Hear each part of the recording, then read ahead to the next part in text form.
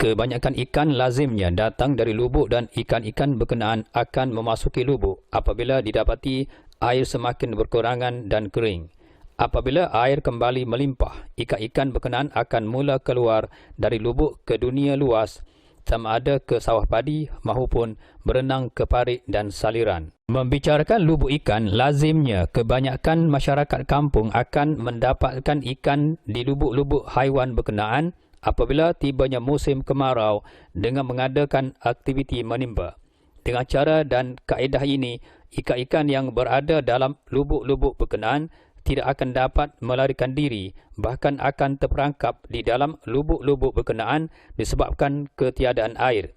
Apabila air terus dikeringkan, ikan-ikan berkenaan akan mudah ditangkap untuk dijadikan juadah pada hari itu. Apabila membicarakan masyarakat kampung, terutamanya remaja dan kanak-kanak amat gemar dengan aktiviti menimba ikan-ikan yang berada dalam lubuk-lubuk berkenaan. Apatah lagi mereka sengaja mencari lubuk-lubuk ikan yang dikatakan menampung ikan-ikan besar di kawasan yang pernah dilalui orang atau kawasan terpencil. Dalam kegirangan untuk mendapatkan ikan-ikan yang berada di lubuk berkenaan, mereka sanggup menempuh risiko seperti berdepan dengan ular. Namun hal yang sering terjadi ialah gangguan yang akan dialami di lubuk ikan terbabit. Pengalaman seorang penduduk Muhammad Fadli Yusof ketika ditemui CRTV di Kampung Wakaf Bata, Macang, Kelantan yang sering menjadikan aktiviti menimba sebagai sebahagian aktiviti di kampungnya yang turut diganggu dengan kejadian aneh sewaktu menimba berkata, beliau turut diganggu oleh makhluk yang tidak dapat dilihat dengan mata kasar. Katanya, pada zaman kanak-kanak tahun 1980 dulu, memang beliau gemar menimba ikan. Setiap kali terlihat lubuk ikan, hanya terbayang dalam kepala beliau, tentunya ikan di situ banyak. Kalau beliau tahu di kawasan itu ada lubuk ikan, peluang itu jarang beliau lepaskan. Katanya, di persekitaran kampungnya memang banyak lubuk ikan, malahan terdapat lubuk-lubuk ikan itu yang tidak pernah diteroka dan dilalui oleh orang lain. Kawasan tempat beliau menimba ikan itu memang suatu tempat yang sunyi. Jadi, apabila musim kemarau, tentunya air dalam lubuk itu akan berkurangan dan kering. Ikan-ikannya pula akan bersembunyi dalam lubuk-lubuk terbabit. Inilah masanya yang paling sesuai buat Fadli untuk menangkap ikan-ikan yang terperangkap dalam lubuk yang airnya semakin berkurangan itu. Menurut Fadli, ikan-ikan yang dapat ditangkap dari sesuatu lubuk yang dikunjungi lazimnya, ikan itu akan dibakar kerana ikan-ikan air tawar yang dikenali di Kelantan sebagai ikan darat memang enak dibakar. Apatah lagi, di kampungnya iaitu Kampung Banggur Cantik memang terdapat banyak lubuk ikan di mana lubuk ini tempat ikan-ikan darat seperti puyuh, keli dan haruan bersembunyi dari kepanasan mentari akibat kekurangan air pada musim kemarau. Tambah Fadli, beliau mempunyai dua adik lelaki, jadi apabila beliau berasa ingin menikmati cita rasa ikan darat dari sesuatu lubuk, beliau bersama-sama dua adik lelakinya itu akan bergegas ke lubuk ikan yang dimasukkan itu dengan membawa bersama baldi, timba dan cangkul untuk dibuat batas untuk menakung dan sebagai aliran air keluar.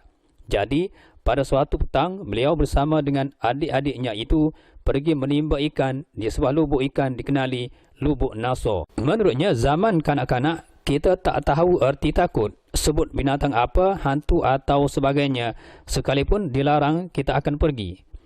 Menurut Fadli, setibanya di lubuk ikan dikenali sebagai Lubuk Naso itu, beliau bersama adik-adiknya itu akan membuat batas, yakni menyekat ikan keluar, dan batas satu lagi untuk memudahkan air keluar dan menangkapnya. Selepas siap kerja-kerjanya itu, barulah aktiviti menimba dilakukan. Pada petang itu, memang Fadli bersama dua adiknya terlalu asyik melakukan aktiviti menimba supaya ikan-ikan yang dihajatkan dapat ditangkap sebelum waktu malam menjelang. Dalam keadaan hingar itu, dia memberhentikan kerja-kerjanya untuk menghilangkan rasa lenguh kerana agak terlalu lama tunduk dan menimba dalam lubuk ikan tersebut.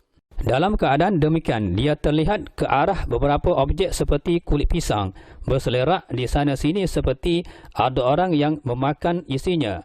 Katanya, memanglah lubuk Nasuk itu sebuah lubuk yang terletak di kawasan hutan tebal dalam daerah Macang, Kelantan. Laluan singkat yang sering digunakan oleh penoreh-penoreh getah termasuk ibunya untuk ke kebun getah beberapa meter dari lubuk ikan itu.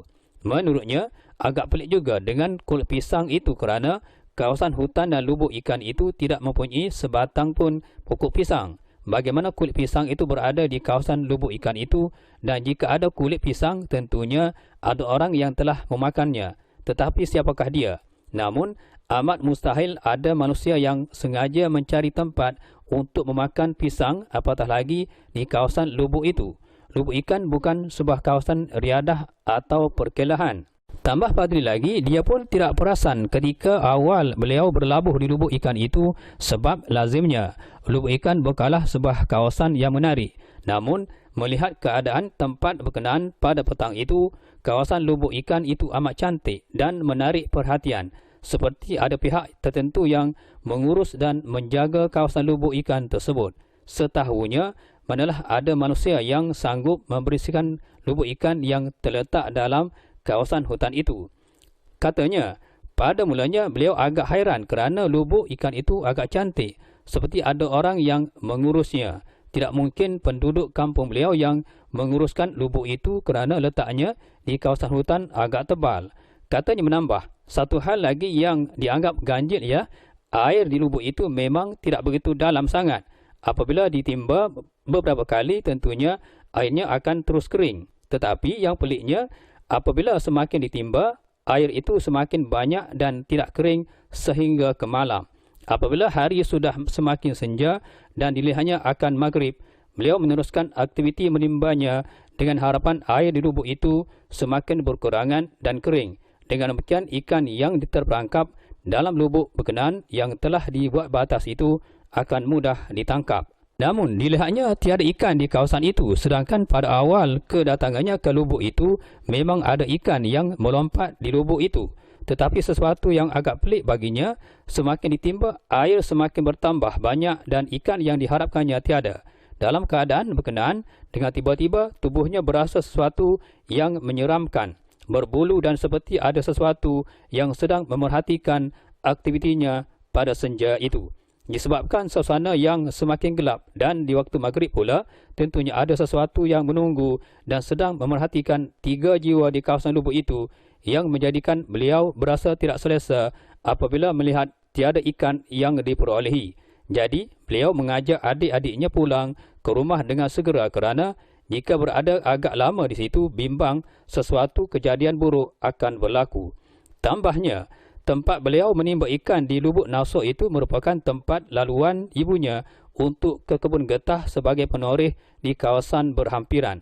Katanya ibunya akan turun dari rumahnya ke kebun getah itu mulai jam 5.30 pagi lagi untuk cepat sampai dan supaya getah yang ditoreh akan diperolehi dengan banyak kerana suasananya yang agak sejuk dan pada hari itu beliau ke sekolah seperti biasa. Manakala ibunya pula seperti biasa akan ke kebun getah dengan melalui kawasan lubuk Nasuk tempat Fadli dan adik-adiknya sedang menimba petang semalam. Pada hari esoknya apabila beliau pulang dari sekolah, ibunya memaklumkan kepadanya bahawa suatu suara tiba-tiba memanggil ibunya ketika ibunya melintasi lubuk Nasuk itu untuk menoreh di kebun getah berhampiran. Mendengar suara tersebut, ibunya memerhatikan kiri kanan dan ke serata arah untuk melihat dan mencari gerangan suara yang memanggil namanya pada pagi itu. Bukan itu sahaja, ibunya juga mendengar suara beliau dan 2 adiknya itu meminta ibunya itu turut menimba bersama. Baginya, lubuk Nasuk itu agak pelik juga. Mungkin juga sebuah kawasan agak keras dan ada menunggunya di kawasan itu. Selepas kejadian itu, beliau tidak lagi ke lubuk Nasuk itu walaupun hanya seorang diri atau ditemani oleh adik-adiknya. Dia mendakwa Lubuk Nasor ada penunggu yang menjaga lubuk berkenaan apabila ditemui kulit pisang berselerakan dan air yang ditimba tidak kering. Ini katanya untuk memberikan gambaran ada makhluk di kawasan itu yang tidak dapat dilihat olehnya, tetapi makhluk gaib itu yang dapat melihatnya pada petang berkenaan. Katanya dia mula menimba selepas waktu asar sehingga maghrib. Kawasan itu tidak pernah dilalui orang lain kecuali penuris-penuris getah sebagai laluan singkat ke kebun getah terbabit. Sayangnya, Lubuk Nasor dilihatnya banyak ikan, tetapi apabila cuba ditangkap, ikannya hilang entah ke mana. Adakah ikan itu disembunyikan oleh makhluk halus itu, atau ikan-ikan yang dilihatnya sewaktu tiba di lubuk itu hanya gambaran dalam penglihatannya semata-mata? Mungkin ikan haruan, keli dan puju memang wujud di lubuk ikan itu, tetapi makhluk halus yang menjaganya sejak awal lagi tidak membenarkan beliau menangkapnya kerana ikan-ikan itu adalah milik dan sebagai makanannya.